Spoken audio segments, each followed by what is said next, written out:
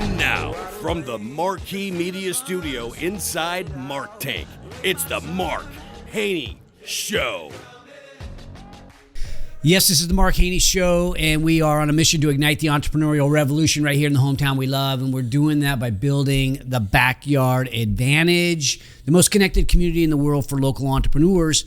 And we started this show to inspire people, to connect people, to educate people, and today on our show, we're going to have some of that. I think there's going to be maybe a little bit more inspiration than normal. I think if there's one thing that separates winners from the rest of us is the strength to keep going, the strength to persevere, the determination, the toughness, the courage. And despite the odds, and despite the pain, they continue to go on. And today on the show, we're going to have Jason Salinas. I want to welcome you, Jason, to the show. I've been wanting to have you on the show for a long time, knowing you had a really cool story, but we were prompted by our mutual friend, Jason Bartlett. So that's cool. You are here finally after all these years. Yes. So I appreciate you coming on the show. Glad to be here. Maybe sure. So you're an entrepreneur, but you're more than that. Let's start off with a little bit of entrepreneurial talk, if you will. You've had this 20 years in business as a fitness guy and as a professional athlete, a professional bodybuilder. So maybe tell us about that business and that little bit of that background and journey. Okay. Well, I was always into working out. I played sports in high school. And it was important to me to take care of my body. You'd have those kids that would go in the weight room, spend the minimal time in there, and they were out of there. And any chance I could get when I was in high school, I was in the gym. And so my very first job out of high school, I got working at a little family-owned gym right across the street from Sierra College while I was playing football there. And still didn't really know what I wanted to do. I just knew I loved the gym. And I would sit from 5 a.m. until 9 a.m. when no one was really there and watch the early morning people work out. I was so intrigued at all the different styles of training. And really I tell people that's probably where I learned the most out of all the certifications and all the courses, really just studying the different styles of workouts and realizing that there's so many different styles that fit individual needs. And I still wasn't really sure what my path was going to school. I knew I always wanted to help people. I always enjoyed working with people. I was actually a peer helper in high school. Went through a little trauma when I was younger, and I had psychiatrists and counselors that worked with me, and it did a lot for me. So I always kind of thought maybe that's the path that I want to go. But I made the mistake of taking my first psychology class one night a week, 3 hours after football practice. And it literally flew over my head. I think I probably went to half the classes and actually ended up failing that class. So I said, man, I got to find a different avenue in order to work with people. And so while working at the gym, I got tired of sitting at the front desk. So I said, hey, do you mind if I do orientation, show people how to work on the equipment when they sign up? So I kind of created this little position. And I'd say probably 2-3 weeks in, this family came in with their daughter. I was probably 19 at the time. The girl was probably 14. I think she probably had a little crush on me. But she says, is he a trainer? Can he train me? So they said, do you train? I go, well, yeah, I do. I wasn't even certified. But they got some sessions, and I started training this girl. And very shortly after that, I started dating, you probably know Jim Floor. Andrew Floor's sister, Megan Floor. Jim Floor was one of the first guests on our show, and I knew Andrew Floor at some level because he was a good football player as well. But I want to stop for just a second here because there's a lesson in there for anybody out there that's got their first job.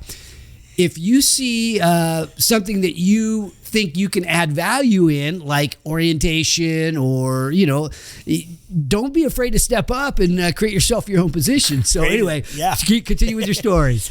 So shortly after that, Megan, obviously we started dating, and her parents, they have this beautiful 3-car garage gym converted into a gym for Andrew. He was middle school getting ready for high school at that time, had a personal trainer that came to the house, trained the family. He got hurt. And so they said, hey, isn't your boyfriend a trainer? Can't he come and train us? Oh, wow. So next thing you know, I go out there, I sit with... Was that Brian Graham? I'm not mentioning any names. Oh, okay. Oh, shoot. Okay. No, I think it was. Yeah, okay. it was. Yeah. I went to high school with him. Okay. So Did you ever hear about the story that happened with that? I heard it, but I don't know it. Yeah, he got injured. What is even that? Yeah, okay. So next thing you know, they said, hey, are you willing to come and train us at the house? I said, sure. So we sat down and we talked. And what I can remember about that point in time is he was a professional or amateur bodybuilder, but he was really hardcore in it. And I think the style of training was more like a bodybuilding training for this couple. And so they were a little bit older at that time. They looked good, but I think the push of the heavy weights, they were getting injured. They couldn't create any consistency. They couldn't create any results. Here I came in, and with what knowledge I had learned in this short time studying these different style of workouts, said, hey, this is what we need to do for you guys. We need to do high pace, movements, good form, technique, constantly changing workouts up. And in 2 months, they'd gotten better results than they had seen in 2 years. Now, they were, at that time, they were selling out Arco Arena, Anaheim Stadium, 15, 17,000 people as the main speaker. So all of a sudden now they're showing up at these events and people are like, oh my God, what are you doing?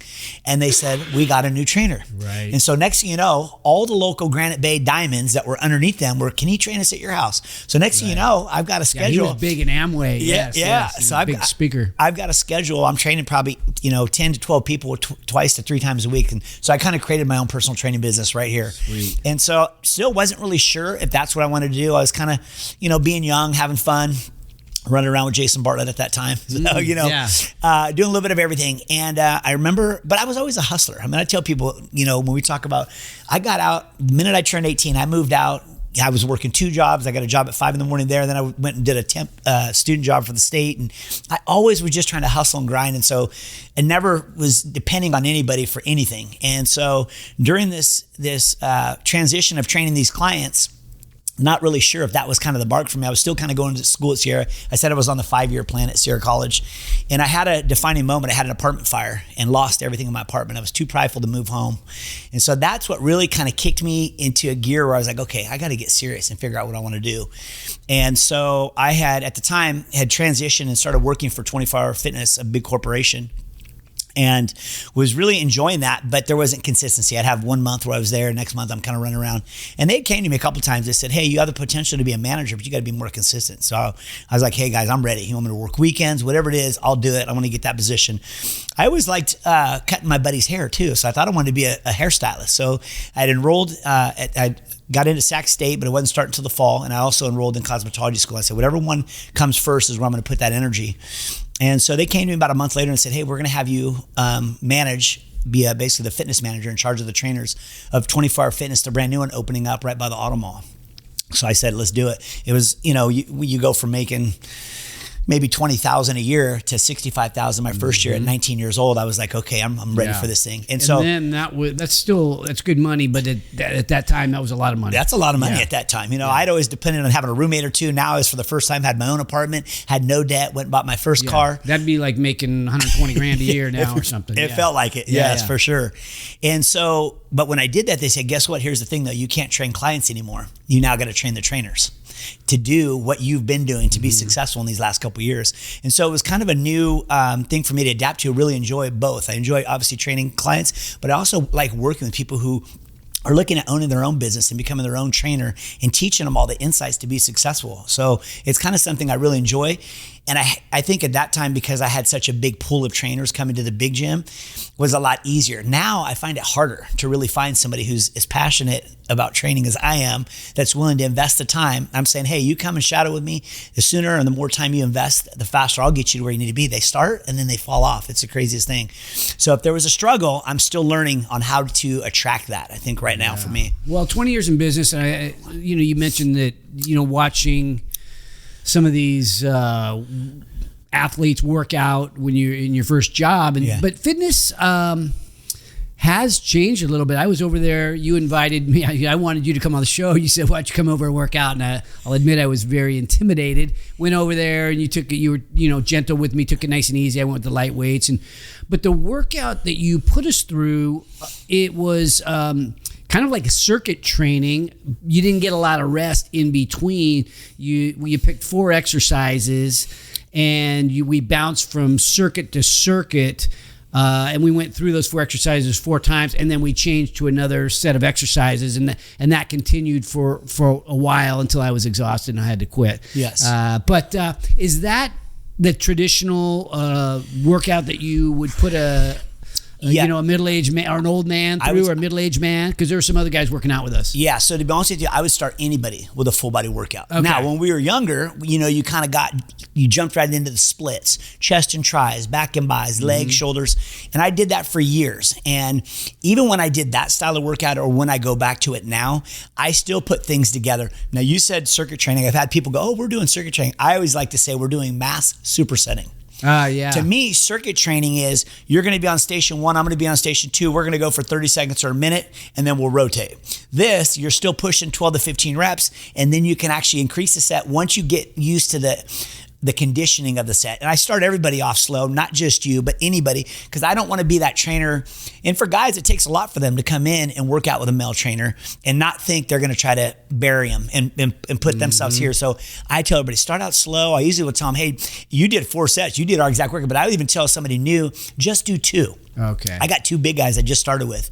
I mean, if you've seen them, you would think these are your big guys in the gym, and they started my workouts and they barely were doing 2 rounds. Yeah. And then they were in the bathroom throwing up. Oh, wow. They're used to powerlifting. They're used to they're not used to that conditioning. You don't allow for, you know, I don't want to say allow. There didn't feel like the time to rest in between. I was trying to keep up with you and the other 2 guys that were working out with us, and it's like, well, we're not resting. And so I'm kind of curious about that too, because I find out I do a little CrossFit, a little yoga, and I find that I can get sore, or like if I superset, like for somebody just listening, superset, as I understand it, is, let's say, I'll do this sometimes. You do set a bench, maybe you do 10, 12 reps, whatever feels pretty hard for you. And then afterwards, go down and do 20 push-ups. Perfect. And that way you kind of superset the chest a little bit. Yep. And if you do that 3 or 4 times, you can get sore. Yes. And I wonder, why? Is that because you're already tired and you're already breathing hard, and then you just lighten it up almost like a drop set, and then but you're still kind of breathing hard, or you know, your heart rate's up, and then you push it again for another 45, 60 seconds. Pushing the muscles past its normal fatigue stage. Okay. So it's that shock, right? You think you're just done. You just did 8 to 12 reps of bench, and now you're going to go and do your body weight for 8 to 10 push-ups just till failure.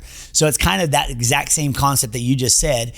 But what I like about it is, you know, I train clients that way because 2 things. One, when they come in, it allows them to target everything as a whole without so much emphasis in one muscle group that they're so sore they can't come back. Somebody just starts with you and I go, okay, today we're doing just chest and tris, and I have to fill 45 minutes to an hour of chest and tris. They're not going to be able to move even if I went lightweight with them. So I like to just do a little bit. Then there's the typical guys, majority of them, that don't like to do legs. So now you're forcing them to incorporate, you know. Why is that? Because they want to look good. They want to look, have the big arms and all that. They generally want what's seen the most to look the biggest. So chest and arms, right? You wear a shirt, you look tight in your chest. Yeah, but you know, if you want to have your pants look right, you got to do some squats, right? And you know that if you don't do legs and you go to do legs, it hurts really bad. Yeah. So then that deters them from going, I'm not doing legs, you know, for a while again. But by doing the full body, just puts a couple sets in there, get a nice little pump. And it's funny because for guys, they go, wow, I've actually started to see some shape in my legs. And now I'm past that soreness that I would have normally got just doing legs in an hour. And now they're wanting to incorporate it in their regular regimen more. You know, the other thing I heard from watching YouTube is that from a testosterone standpoint, if you do heavy legs, it can be good for guys to have it release testosterone. Yeah, that's your largest muscle group, 100%. Yeah. Okay, so that's true. Okay. Yep. So in terms of, I have my wife's, so this is going to be, excuse me, we'll get into this in a little bit, but my wife is Jason's mom's cousin. So I think that makes you like a second cousin. So you and I've actually known you since you were probably 13 or 14 years old. We used to kind of converge at Anna Stell's house.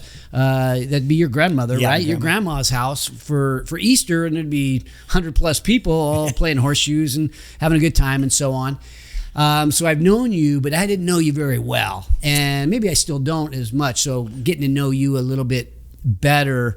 But I do have a question that my wife Stacy wanted me to ask. She wanted to ask, like, because you've aged well, right? I think you're probably 8 or 9 years younger than her, but you know, you look great and you're in great shape. Are there any like secrets or any like, is there any, I don't know, tricks that you use that maybe most people wouldn't think of? I use them all. I use them all. People ask all the time, like, well, how do you stay in shape? The biggest motivator for me is this is my job. I literally go, it is my job. I've gotten to this point. I've been successful, 20 years in the business. But when you hire somebody and you're going to pay them a good amount of money to transform your life, they better look how you want to look. And so I've just always had that mentality where it's like, I can't miss working out. I can't miss eating good 70 to 80% of the time. And I enjoy going out eating and doing regular, but I've built myself up to a point where I can get away with things that the average person can't because they're not where I am now. Does that make sense? But that's probably the biggest thing, is just that motivation, knowing, people go, well, I work, it's hard to get gym. I understand all that. In my entire life, I've worked in a gym. So there's never been an excuse, can't get my workout in, I can't get my cardio in. I'm there all day. So sometimes people, man, I was just working, and I have to understand that their lifestyle is not the same as mine. I've been in the gym 20 plus years, almost every day. But when it comes to, getting hair transplant, when it comes to getting Botox, anytime I can get in there and work with somebody, being somebody in this area, a lot of companies will reach out and say, hey, I know you got a huge following. I know you got a lot of people support you. And I do a good job too of hyping it up, but get me in, and say, I kind of came to terms with, I'm buzzing my head, I'm shaving it down, And so my friend had worked with this local hair restoration guy in Granite Bay, just started his practice. And so I just wanted to come meet him, and check him out. Great guy, has been a physician in Yuba City for years, but decided hair is kind of his passion, And so we got talking. His office kind of looked like it was thrown together. And so I said, man, this hair restoration is a bougie procedure. You got to get this place dialed in. You need some white couches in here, some fur rug. You got to get it sharp, And so just after talking with him, he's like, I really enjoyed the time with that guy. I want him to be the face of the company. I want to do his hair for free. Wow. So went in there, had the hair procedure done. And so, just things like that. I think I network really well with people, but, I'll have somebody go, hey, would love to post a video you getting your Botox. I have no shame in that. A lot of guys don't want, that to be seen. For me, if it makes me look younger and feel younger, I'm going to do it. So well, you're in the business of helping people look and feel good. And we all kind of work together, And so, there's definitely a lot of tricks, and any one of I can find, I'm doing it. You know what I mean? So when people come in, so a few of my buddies, I know Jason works out over there, Tori works out over there, a few others, and I knew one of the guys that you were working out with the day I was over there. So I probably know a few more people that work out at your gym, but people transform. I mean, when they come in, they might be, talk to me about that transformation that's your goal or their goal typically. So for me personally, that's what I consider myself, is somebody who specializes in transformations. And at a very young part of my career, when I started at 24 Hour Fitness, I had been training. I'd been training the floors already. I'd been working in that small gym. I thought I knew nutrition and training. And it wasn't until I got hired on at 24 Hour, which at the time, 1997, was very credible for their trainers. And Folsom had the best staff. I mean, these guys, there was probably 10 trainers there, multiple degrees, national certifications, just very knowledgeable trainers. But at the time, when you signed up, they had the trainers and they had a nutrition tech who worked under a licensed software program. And so they said, when people are signing up, they're getting conflicting information with two different people, or they're getting one service but not the other. They're not really getting results. And working for 24 Hour or in a big corporate gym like that, it's not really about the results, it's about sales. How much personal training can you sell? And so they're constantly on you. You're a hero one month if you have a big month, and a zero next month, any sales position.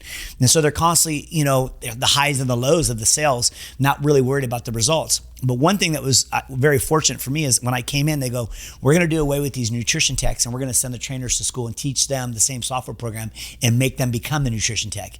And once that happened for me, the light came on, and I was like, man, I've been doing this all wrong. What I thought was healthy wasn't healthy. I thought carrot cake was healthy because it had carrots in it. I mean, I'm just kidding. But that's kind of the knowledge that some people have. And, I thought chicken breast that was cut up in a package in the deli section, I could have that. Well, no, it's processed. There's a ton of sodium in there, additives, preservatives. It's not the same as you cooking your own and knowing exactly what's in it. So I remember I said, I took this lady, we're still friends today. She was 5'2", 240 pounds, over 40% body fat. That's as big as the calipers, the pinchers that we would get. I trained her for 4 years, but about 2 years, she started making some noise. But over the 4 years, she got down to 117 pounds. Okay, for 5'2", that's about right. 15% body fat. Nice. No surgery. Her skin was as tight as a 20-year-old. Wow. And it was just teaching her to eat whole food. We started slow, built up. But like I said, 2 years in, they're like, people were calling calling going, you're amazing, you're inspiring, you should be a trainer. They posted her picture up. That's life-changing. In all the 24 hours, and my little picture was in the corner. Next thing you know, people are like, I want to train with him. I want to train with him. And I was like, ooh, this is the ticket. If I can transform people, I don't got to sell anything. They're going to come to me. And so I took that mindset and just really kind of ran with it, put a program together. And at that time, do you remember Bill Phillips' Body for Life? I don't. It was a transformation contest, probably in the early or late 90s, early 2000s. He wrote a book, Eating for Life. He had the supplement company EAS. Okay. Yeah. So he based it all around a 12-week transformation. So a lot of the same principles I kind of copied. Some of his stuff was a little bit extreme for beginners, but I took kind of the same principle. 6 days on, start them out with one free day. Start them out with basically a breakfast, lunch, and a dinner, a couple snacks in there, and then gradually build up the progressions of their workouts, and then meet with them once a week, not once a month or once every 2 months, but once a week to check in and see how their stats are going so the coaching can come in. So I took that model and was very successful with it. Next thing you know, I started doing these 90-day transformations. When I went to manage the Roseville 24 Hour and they said, you can't train clients anymore, that's when I said, okay, I got to teach these guys to do exactly what I'm doing. And I said, if you don't want people to come in and train with me, you got to get your clients before and after pictures up here. So they go, who trained that person? That's who I want to train with. Next thing you know, you'd walk in that gym and we had a wall of before and afters that were all the trainers. And so we were the first gym to do 100,000 in personal training revenue. So wow. Yeah, that was 2000. Yeah. So your office is in Roseville and it's 20 years. And you and I were talking at the end of the workout. It hasn't necessarily all been wine and roses. It hasn't been like straight uphill and to the right? Yeah. You've had your ups and downs. Yeah. Maybe share with us a big win story that came after, that required some of that perseverance that we talked about at the beginning of the show. Yeah. What happened with 24 Hours, some people, well, what made you leave there if it was so good? I rode that ride for probably 3 or 4 years, got up to where I think my third or fourth year was about 87,000. And once again, at 22, that's a lot. So then there had always been a position called area director of fitness, where now you go around, train the managers and trainers in the area. So I kept shooting for that, bring this position back. I started hosting meetings once a month, bringing the local gyms to my gym. We'd have a motivational speaker in. We'd give out awards, not just for sales, but for who've gotten results, t-shirts, get everybody fired up. And I was basically creating that just without the pay. And this one manager kept going, well, we need to see what you can do at another club. I said, I basically started this one with all the systems from ground up. It's the number one club. Anywhere I go, I'm going to take a pay cut. Why would I do that? So after just kind of going through, riding the motions, I show up one day and they go, you're going to downtown. And I'm like, downtown? Already I'm taking a pay cut. They're doing less revenue than us. I have to go down there. I just said, you know what? Put your head down and go to work. Show them what you can do. So I go downtown. I'm commuting from Lincoln every day now. I have to fire the entire staff because they're all training under the table. Rebuilt the staff up, double the revenue in 1 year from what they were doing. And they just did they're doing a compensation cut to all the management. So I said, I want to go back to Roseville. So they said, nope, you can't. Only way you can go back to Roseville is you step down and become a trainer again. So talk about swallowing your pride. I said, that's what I'll do. So I literally had to go back to the gym that I created with all the staff that I had built that made the number one gym. And now I'm just an average trainer amongst the trainers that I hired. Wow. With some guy managing me that doesn't know anything. So I just buckled down, built my clientele, slowly started working them out of there. And it took me about probably 8 months till I got, full load out of there. And a trainer who once trained for me had opened his own little gym, tiny little spot, maybe 1,000 square foot. I said, hey, can I come and train at your gym? He says, all right. I didn't really know what to pay, so I was paying him $10 a session. So at almost 40 hours a week, I was paying him almost $1,600 a month rent. I mean, that's pretty crazy even back then to think now what I would charge somebody. Yeah. So I was probably paying him more than he was making training. So I did that for about a year. And in the meantime, before I went to downtown, I purchased a home. So I said, I'm going to refinance it. I'm open my own gym. I'm just going to do it. And so reconnected with a buddy of mine. And so we had opened S&B Elite. This is economy's booming, 2003, 2004. And I mean, it's funny to think we just kind of jumped into this thing, had no fear, jumped right in. And within first 3-4 months, we were doing more than 24-hour 40,000 square foot Roseville was doing out of a 2,600 square foot office facility in Rockland. We had about 10 of our trainers that followed over, and we're just killing it.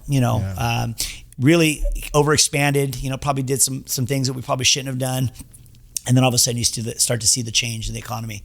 And so, we start to look and go, man, we're just feeding these clients, but they're not retaining them. They're not bringing anybody new in. And so it's kind of like, hey, we're gonna take them and start training them ourselves again, because we got to where we were hardly even training. And so some things happened with my partner and I. It wasn't necessarily with me. It was who had financially backed him.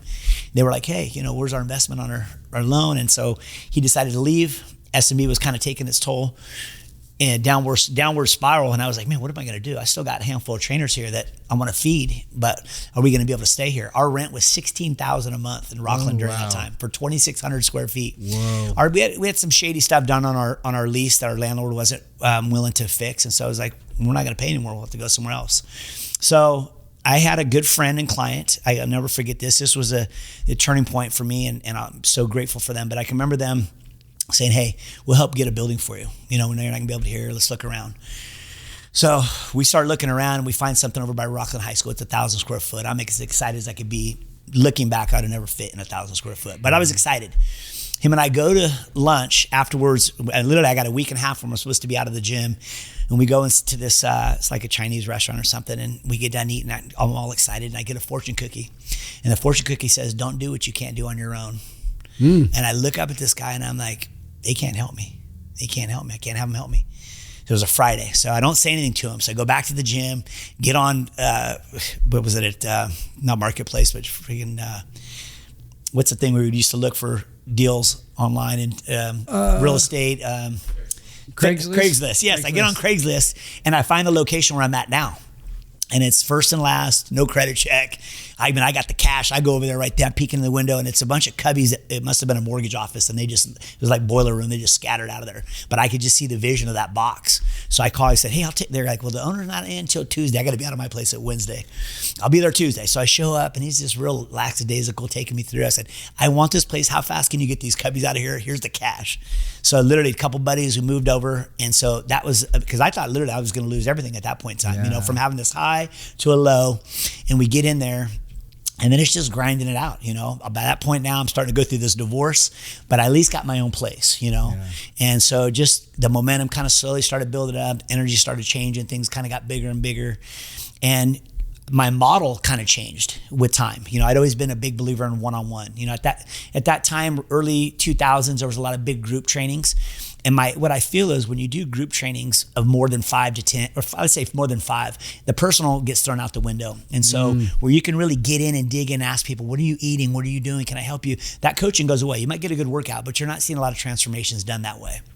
So I do one-on-one. But I got so busy that I said, you know what, I'm going to try something. I'm going to try to see if clients would be open to pairing together. So instantly I was able to double my clientele and double my income by putting people together, keeping the session rate down a little bit lower. And so then I said, you know what? I always had a vision of taking my small gym and making it a private 24 access gym where now people can come in, have a super clean gym. If they're not training with me, they'll see what's going on and maybe they'll want to train. If they've trained with me long enough and they're like, man, I can't do this anymore, but I don't want to leave this environment. It's really, a family-like environment. They can switch over to the membership and still be there and still feel like they've got that connection. Well, I have been over there. It's super nice. It's over in Roseville, kind of not too far from where I had my paper route as a kid. In fact, right there. And it's a really nice gym. What is it, about 4,000 square feet? 3,600 square feet. 3,600 square feet. Yep. And it's right there near the freeway, so no matter where you're coming from, it's pretty easy to get there. It's, I guess it'd be the Riverside exit off Melody Lane or on Melody Lane.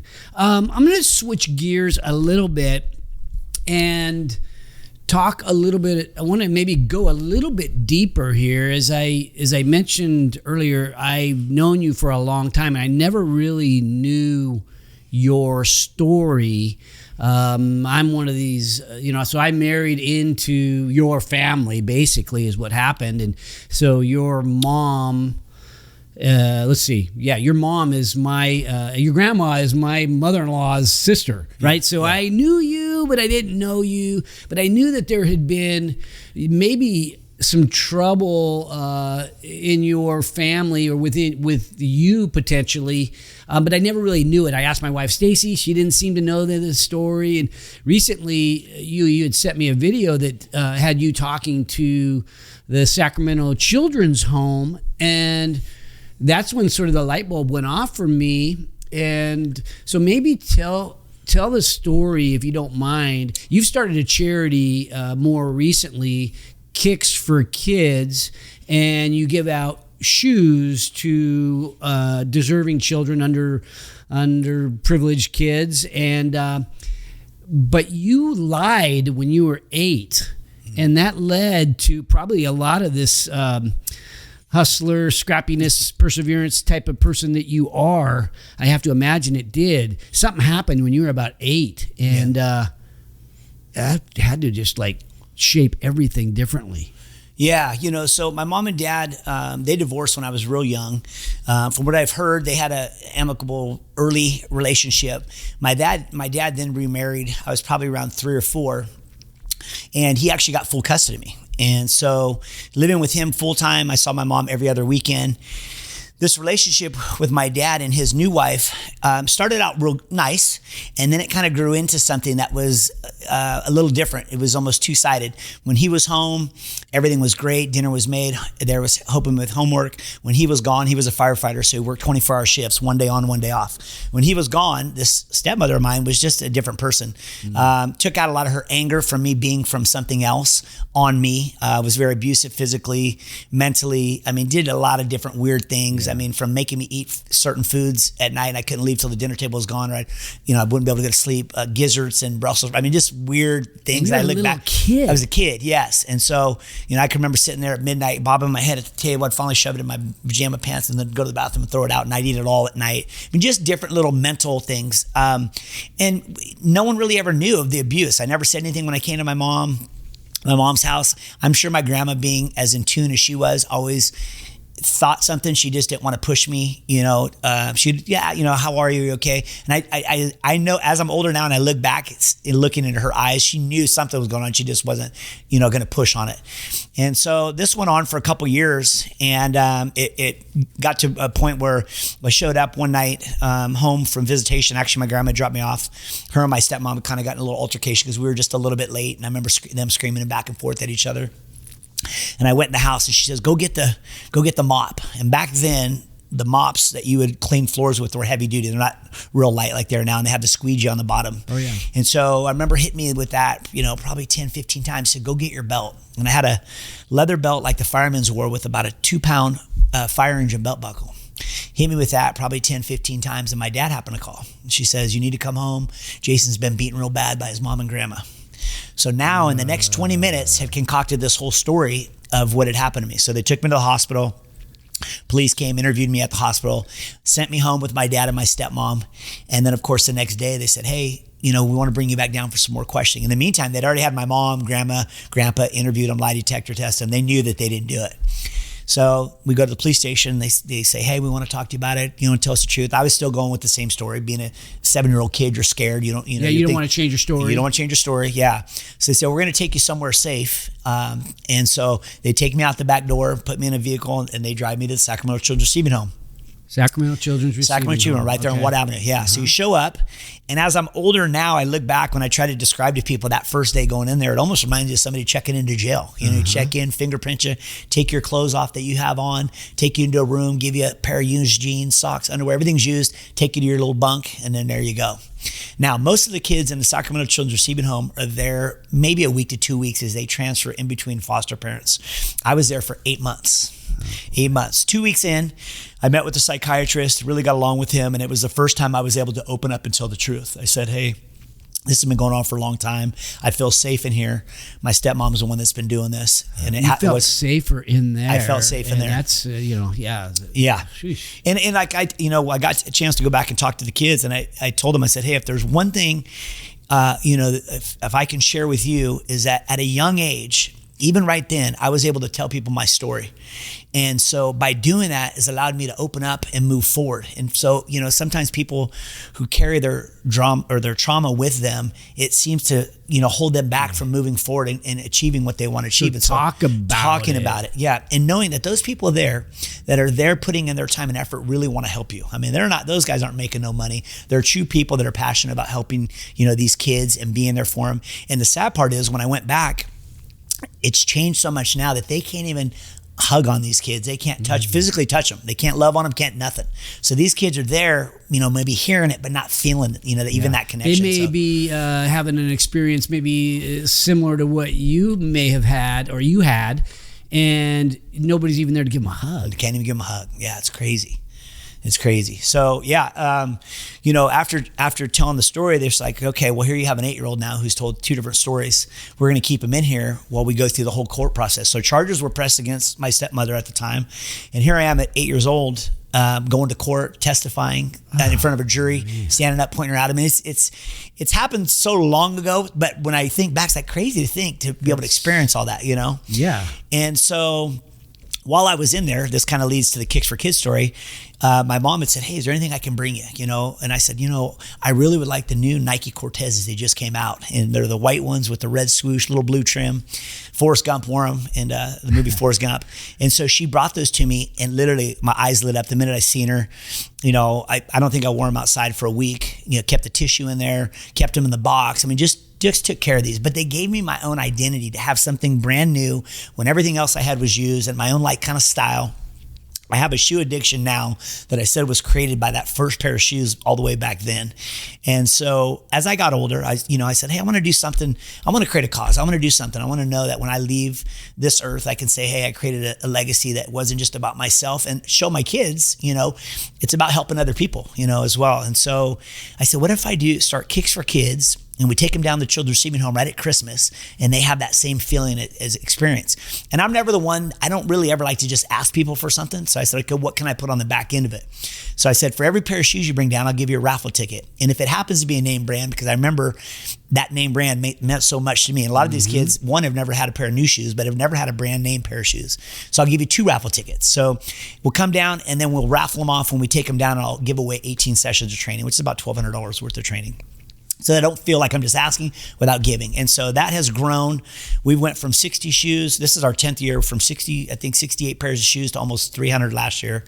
And it's people get excited every year. I had a guy, Zach Finley, came down today, 10 pair of shoes. I mean, it's awesome. Zach, he's a pest control, owns a successful pest control company, part of the Entrepreneurs Organization. Yeah. Now? Yeah.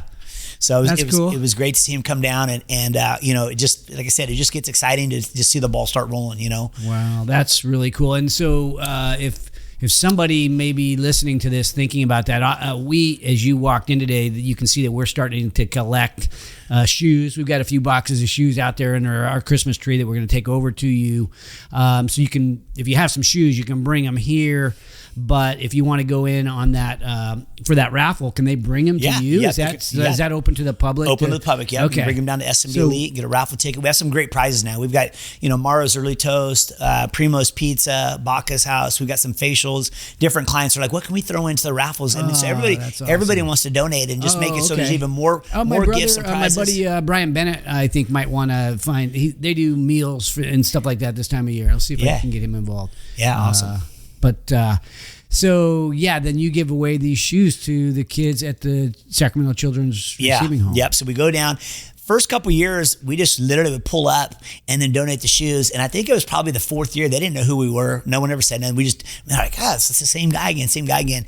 And it took one lady one time. She goes, I wore some crazy shoes in there. I always go like some Christmassy outfit. I got a velour green suit with a Santa. By on the way, back. hold up your foot here so that for the camera here. Now that's a Nike what? What is that? Metcons. These are the Nike Metcons. Okay, so anybody who's watching on YouTube can see that they're. Are they purple? Yeah, it's like a deep purple. Yeah. So are those like collector's items, or those? You know, I actually started wearing these because I'll get the Jordans and the collectors and stuff, and they look good, but they're not the most comfortable shoe.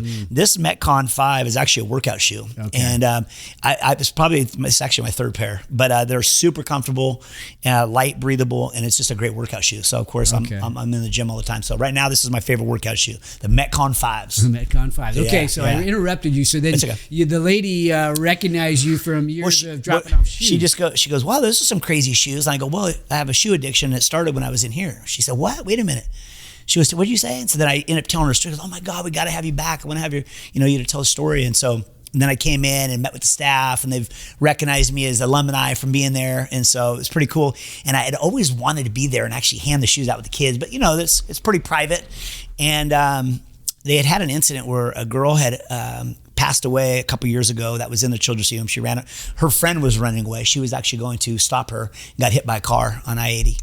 And so it just brought a lot of turmoil to the Sacramento Children's Receiving Home, a lot of negative, for them not stopping her, but their hands are tied behind their back of what they can do, And so they reached out and they said, hey, can you come down and speak to the staff and the kids here just to kind of build a morale? I was like, I'll be there tomorrow. So the video that you got to see was that was about 3 years ago. And that was the first chance I got to go and speak back. And so it was just such a cool feeling to be able to see the kids and the staff and let the staff know that, man, you guys, you did real good with me. You know what I mean? Mm-hmm. You taught me to be able to open up and talk about, the issues that I was going through. And rather than that hold me down, be able to grow and move forward with it. So how important was youth sports and high school sports in your development? I think a lot of times, we forget how much that can be an impact. We need those role models. Sometimes even a tough coach can be super helpful. And you obviously were a very, very good athlete, and maybe somebody who needed a little bit of a role model or role models in your life, similar to the way Jason Bartlett, our mutual buddy, needed. Was that a part of part of your shaping? If people ask, like, who was your male role model? Grandpa Pager. I mean, he worked hard. He provided for the family. He loved my grandma and was a great husband. Would do anything. I mean, I probably learned as much discipline. I mean, I worked a couple summers building houses with him. I hated him one minute, loved him the next. But he taught me a lot. He wasn't really physically out teaching me sports. And no one really had to do that. That was just, and I look back now and I go, I just had it in me. I played soccer, football, baseball, and I was going to be the team captain if it took me one season or next.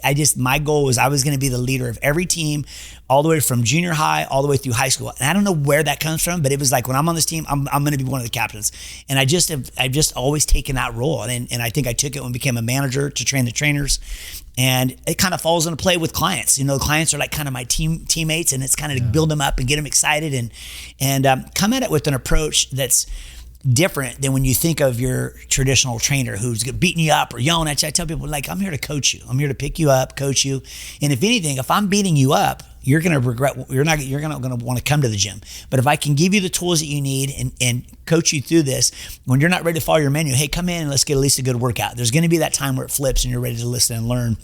And it's not about beating somebody up trying to prove something, So, well, you mentioned Grandpa Pager, so I knew him, and your grandmother is because it's through my wife is aunt and uncle, Uncle Bob and Aunt Estelle, and they were the warmest people in that family to me, and I could sense the community that they had a gift in bringing people together. Oh yeah, and so I feel like it sometimes as family members, you sort of look around, and if that's not happening, maybe it's up to you to step up and lead. So I don't know if that's happening now in our family like that. It's happening. I have it like on my little side of the family, but not in the broader family. If that even exists. My sister's today. Actually done a really good job. Oh, okay. Super proud of her. And she's kind of filled that role. She reminds me of Grandma Pager. Yeah, she's interesting. Well, that's cool. I'm glad that you have that, because what a great role. I think for all of these, like my kids even, and for me and for my in-laws and stuff, what a great example that we learned by going over. Were you living at that house at that time? Yeah, you're living there at your grandparents' house. Yep. And we're going over there and kind of trampling on your, I'm playing on your basketball court. We're over there playing basketball. I'm on your court. You're like, get these old men off my basketball court. And I'm probably in my 20s at that time. Yeah. Just it was just a great. They were definitely kind of, I say, the rock of the family. I mean, for sure. Yeah.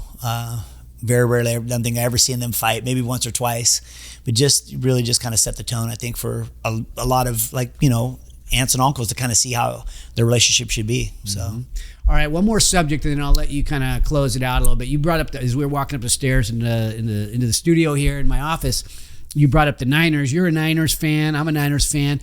What do you think of those guys' chances right now? Is Purdy the real deal? Because to me, I love watching that dude. I do too. I think he's a great story.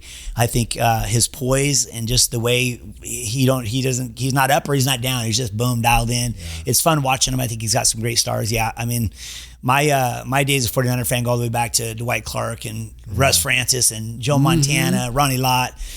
Used to go to Sierra and watch these guys practice over here. I think I was literally probably 10 or 11, and I wrote a letter to Joe Montana. He went through a separation or something like that. He was rooming with Dwight Clark, and about a year later, I get a black and white picture sent from each of them, autographed and signed. I have in my office at the gym still to this day. So yeah, I've been fans of those guys for a long time. It's definitely fun and exciting to watch them. But yeah, Purdy's amazing. Yeah, it is. A lot of history there. Okay, so what did I not ask you? Just closing thoughts. Anything I didn't ask you that we need to get out? I don't know. Yeah. We got Kicks for Kids coming up. We're taking the shoes over on the 20th. This has grown, Kicks for Kids, over the last couple of years. So we do help a couple additional causes. Obviously, dear to my heart is the Children's Receiving Home. So they're kind of the first ones we work with. But my goal this year was to think big and outside the box. So I set a goal for 600 pairs of shoes this year. Oh, wow. And so about 2 years ago, we started working with Homemade as well. And Homemade is foster kids of Sacramento. And they also work with some of the children from Weave. And so we started taking over about 100 pairs of shoes to them. And I was like, man, I want to go big. So Mexicali is a mission trip that my home church, Bayside, goes to each and every year. And so I said, I don't get to go on that trip. Obviously, I'm working, but I want to raise 100 pair of shoes to take down to these guys. And then I ended up talking with Zach Finley, and his brother started a nonprofit called X-Hope. And so Zach was telling me about a month ago, he goes, we got an event where my brother's building a school in Uganda next to this church, and we're basically auctioning off building classrooms. And so Zach had said, I purchased a classroom we're building. It's basically going to be in his name. Wow. And the history of it, he'll have his name up there, for his legacy and family and stuff. I go, that's pretty cool. So then just thinking about that, I said, Zach, what about sending some shoes to these kids? And he got fired up. He called his brother, said, hey, Jason's thinking of sending some shoes back. And boom, Kyle was on the phone with me right away. They sent me a video just about 3 days ago that I posted, where they're actually at the little village of where the shoes are going to go, and showed the kids running around. And they said 2/3 of these kids don't even have shoes, and they'll walk 3 to 5 miles to church service on Sunday.